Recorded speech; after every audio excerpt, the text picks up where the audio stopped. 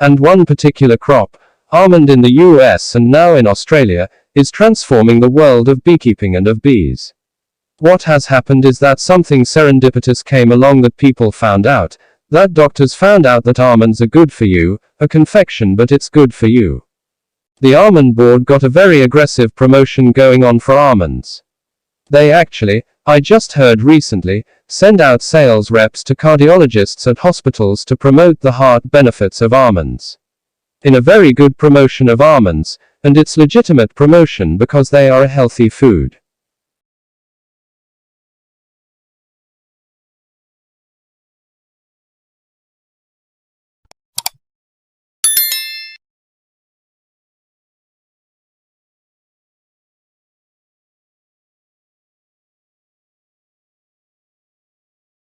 Well, I'm absolutely delighted first of all to have been appointed to this professorship. The role is going to be about public engagement in science. It is about marketing science accessible to as wide an audience as possible. It's about making it easier for our academics here at the University of Birmingham to talk about their research to the general public, and it's not just about a one-way flow of information, it very much is about dialogue.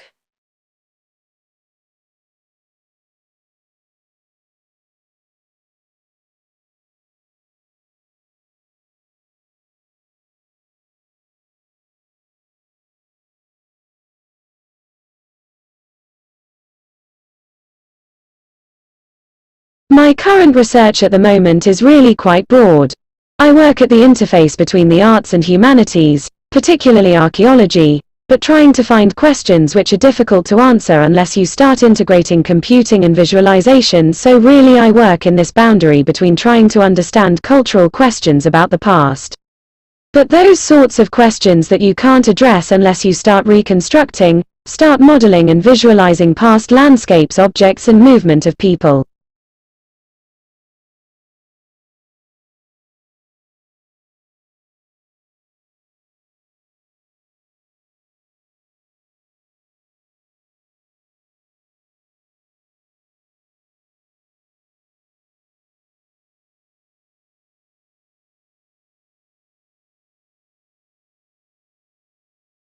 The World Health Organization says 12 years ago, India alone was responsible for almost 70% of all polio cases around the world.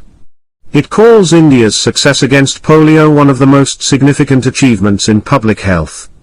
WHO officials say India's accomplishment proved the crippling disease can be eliminated in even the most challenging circumstances with a strong political commitment. The number of polio cases has decreased from an estimated 350,000 a year to 33, since the WHO launched its global eradication campaign in 1988.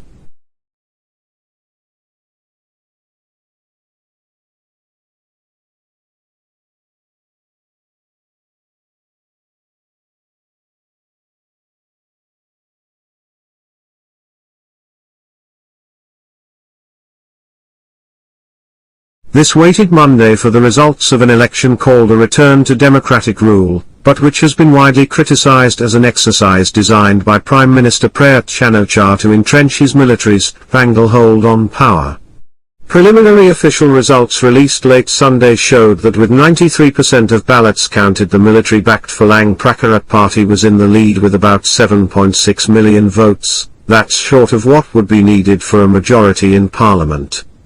In second place was the Pheu Thai party of former Prime Minister Vanessa with 7.1 million votes. The campaign was marred by allegations of vote buying. However, complaints were few on polling day, with election observers from Australia, Canada, the United States and the 10 members of the Association of Southeast Asian Nations on hand.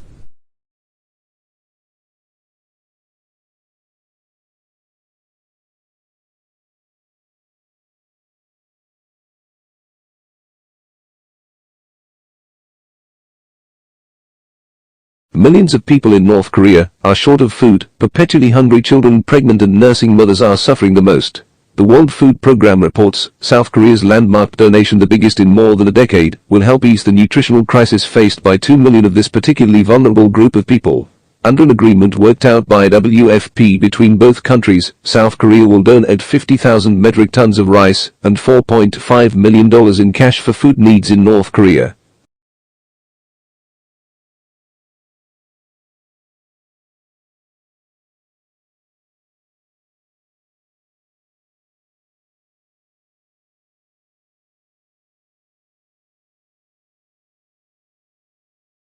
All around the world, significant parts of our cultural heritage are threatened by pollution, neglect, carelessness and greed. In learning the importance of our history, we come to understand the need to protect significant remains from the past so that future generations can come to understand their heritage.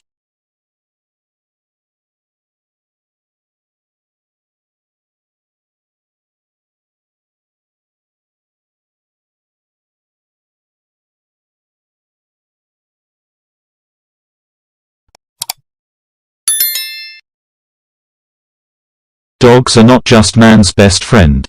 Previous studies have shown that kids with dogs are less likely to develop asthma. Now a new study may show how, if results from mice apply to us. The work was presented at a meeting of the American Society for Microbiology. The study tests what's called the hygiene hypothesis. The idea is that extreme cleanliness may actually promote disease later on. Researchers collected dust from homes that had a dog. They fed that house dust to mice. They then infected the mice with a common childhood infection called respiratory syncytial virus, or RSV.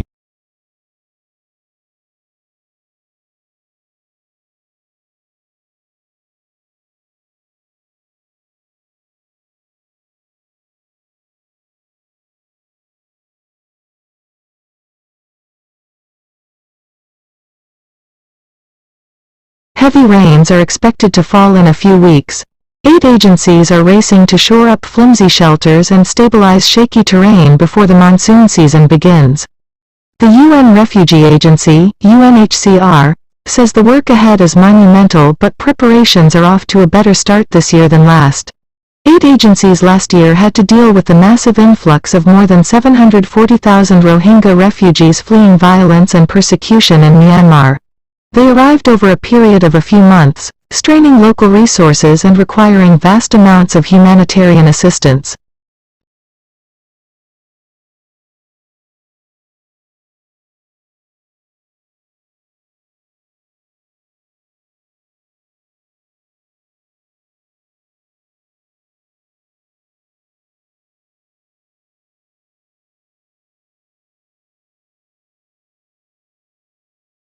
The World Health Organization says 12 years ago, India alone was responsible for almost 70% of all polio cases around the world.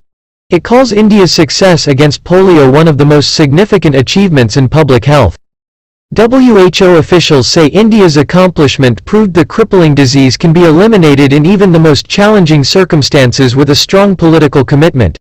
The number of polio cases has decreased from an estimated 350,000 a year to 33. Since the WHO launched its global eradication campaign in 1988.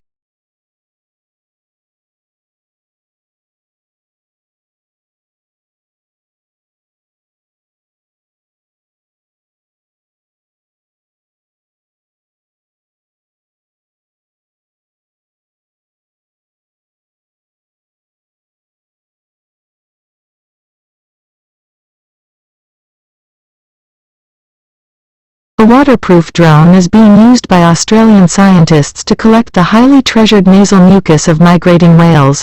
The snot is rich with fresh DNA, viruses and bacteria, and is collected by a drone that hovers over the blowholes of humpback whales as they embark on their epic annual journey along Australia's east coast. From Sydney, Phil Mercer reports, whales, like all mammals, need air, and come to the surface to breathe through a blowhole. Vanessa Parada, a marine biologist at Macquarie University, says that nasal mucus indicates the health of the whale.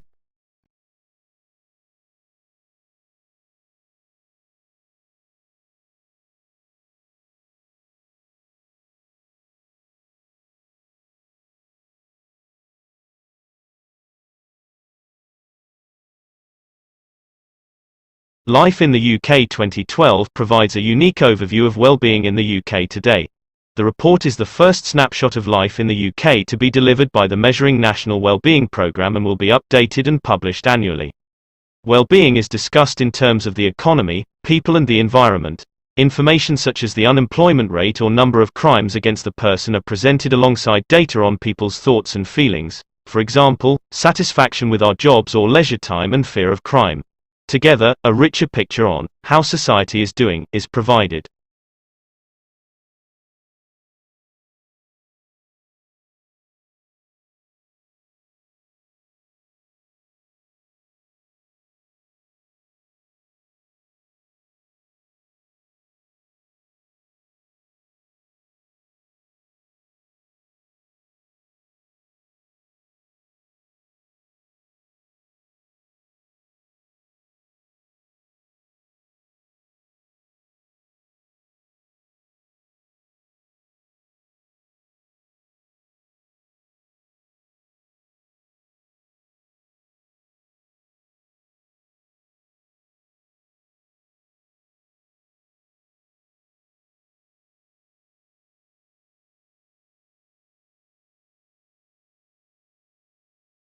President Trump has warned Turkey's President Erdogan that foreign interference is complicating the situation in Libya. It comes after Turkey MPs approved a bill, allowing the military to be deployed to interfere in Libya's civil war in support of the UN-backed government in Tripoli. The United States is to ban a number of popular e-cigarette flavors to the rising use of vaping products among teenagers. However, menthol and tobacco flavors will be allowed to remain on the market and large refillable vaping devices are completely exempt from the ban.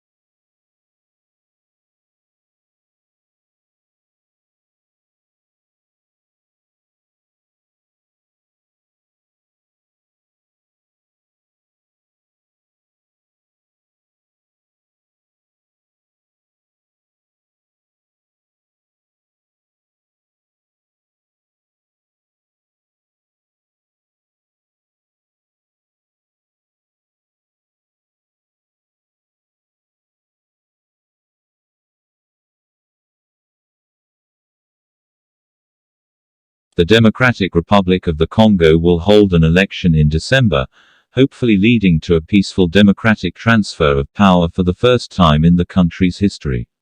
Sitting President Joseph Kabila came to power in 2001, having succeeded his father, Laurent Désiré Kabila, after his assassination. Joseph Kabila was elected as president in 2006 for a 5-year term, and re-elected in 2011. Though his second term ended in 2016 and the DRC constitution prevents him from seeking a third term, elections were not held and Kabila remained in power.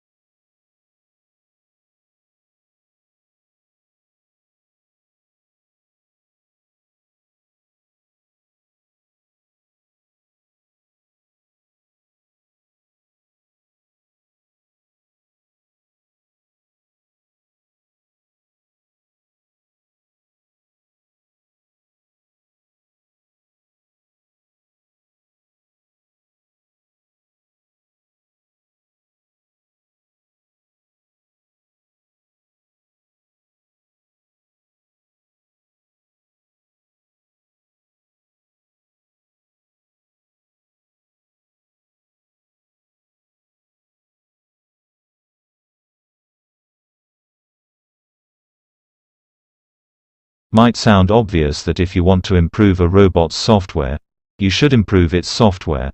Agram Gupta of Stanford University, however, begs to differ. He thinks you can also improve a robot's software by improving its hardware. That is, by letting the hardware adapt itself to the software's capabilities.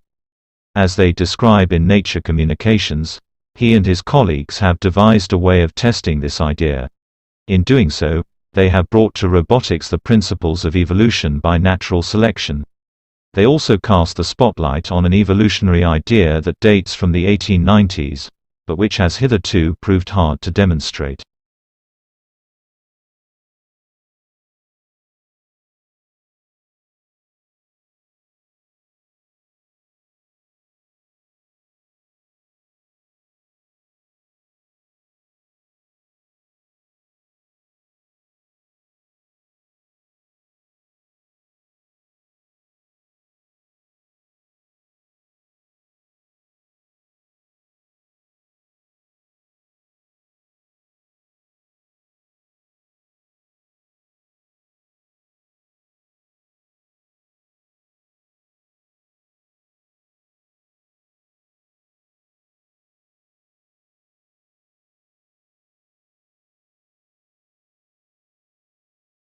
European market is a tough terrain for food delivery firms.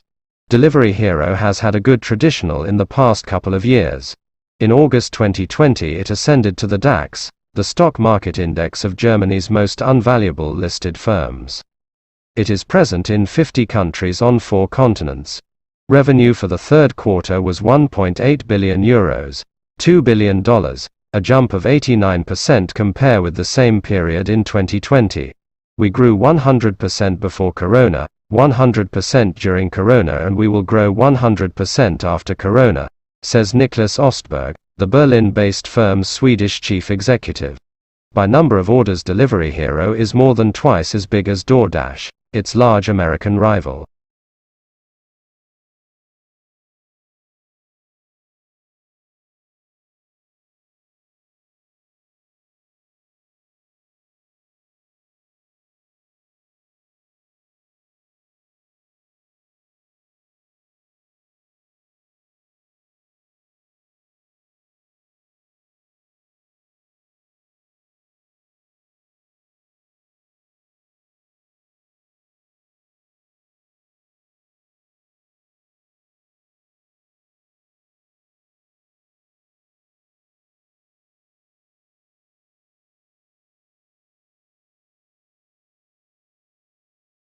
On August 4, explosives aboard 2 drones flying near Venezuelan President Nicolás Maduro as he spoke in Caracas were detonated.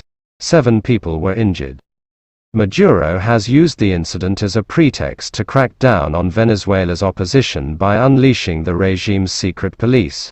State Department spokesperson Heather Nauert said, "The United States condemns the political violence that occurred on August 4 and urges the Maduro regime to respect the rule of law, exercise restraint, and safeguard the presumption of innocence for all accused."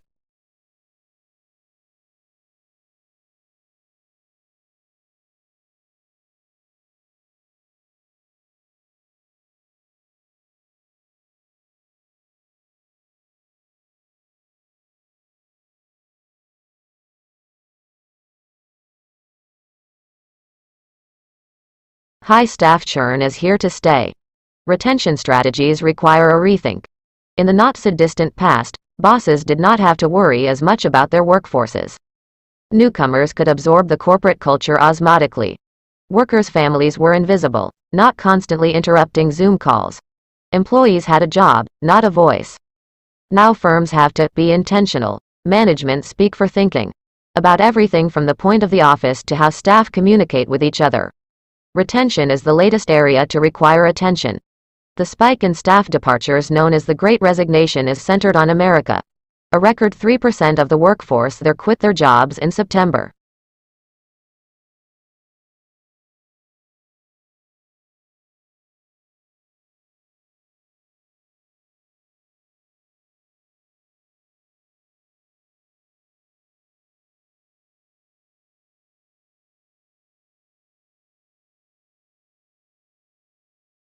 President Trump has reluctantly signed into law a congressional bill imposing sanctions on Russia over its policy in Ukraine and alleged meddling in last year's U.S. presidential election. Afterwards, he called the legislation seriously flawed, saying it encroached in his powers to negotiate foreign policy and hurt the interests of European allies. The company that provided the Venezuelan voting system for the controversial Constituent Assembly elections says the turnout figure was inflated by at least 1 million. The Speaker of the opposition-controlled National Assembly called on prosecutors to open a criminal investigation immediately.